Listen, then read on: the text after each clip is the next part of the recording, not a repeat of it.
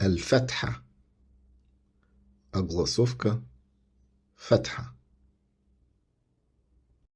Фатха – это наклонная черта над буквой. Она обозначает краткий гласный звук «э». «э». Например, син, фатха, с. أمثلة.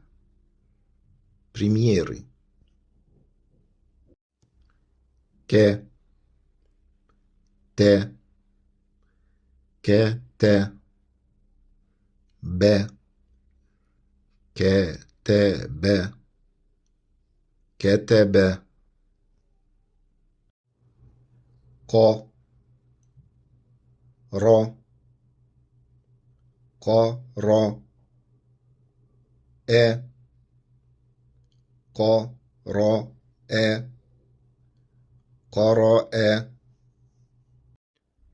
د خ